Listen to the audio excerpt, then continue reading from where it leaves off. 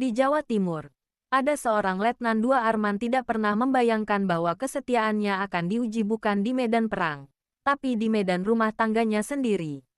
Di barak tempat ia bertugas, Arman dikenal sebagai perwira yang disegani.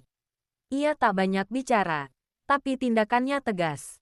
Ia memimpin patroli-patroli ke daerah rawan, melatih prajurit-prajurit muda, dan menjadi perwakilan kehormatan di upacara-upacara resmi di Kalimantan. Namun malam adalah musuhnya. Ketika larut tiba dan kamar perwira mulai sepi, Arman duduk sendiri menatap foto istrinya dan anaknya di layar ponsel. Rasa rindu berubah menjadi gundah. Di tengah tekanan dinas dan jarak yang memisahkan, ia merasa kosong. Lalu muncullah Citra. Citra adalah bidan muda yang bertugas di desa tempat batalionnya melakukan pembinaan teritorial.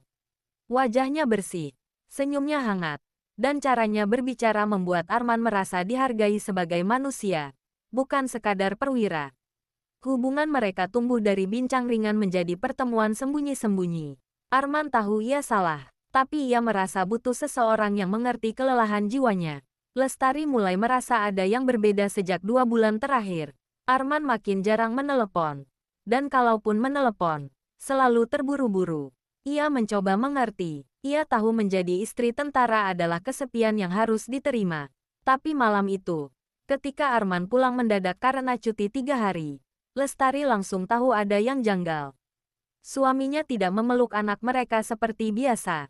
Ia malah tidur cepat dan menyimpan ponselnya dengan tergesa. Lestari menunggu hingga Arman tertidur. Ia membuka ponsel kedua milik suaminya, ponsel dinas yang biasanya tidak ia sentuh. Darahnya terasa berhenti mengalir saat membaca chat dengan kontak bernama Bu Citra Posko. Bukan hanya kata-kata mesra, tapi juga foto-foto berdua, beberapa di antaranya di luar pos dinas. Tangis Lestari pecah malam itu, tapi ia tak membangunkan Arman. Ia ingin suaminya merasa aman, sebelum ia merobohkan benteng kebohongan itu esok hari. Pagi datang, dan Arman duduk di meja makan sambil membaca koran. Lestari menyajikan kopi seperti biasa, tapi tak berkata sepatah kata pun.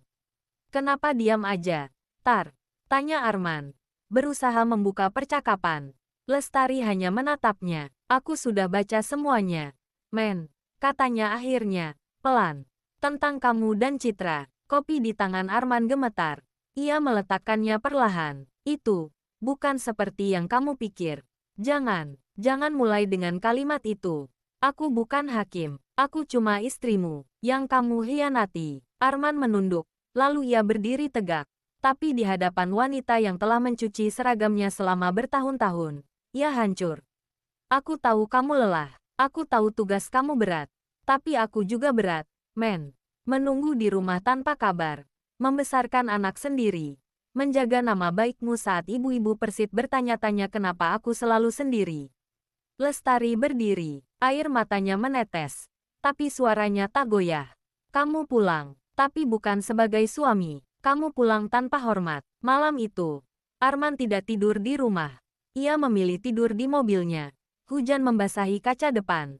Paginya ia menemui atasannya, Kapten Bram, dan meminta izin untuk kembali ke markas lebih awal. Tanpa menjelaskan alasan pribadi, di markas, Arman mengajukan pindah tugas ke daerah perbatasan.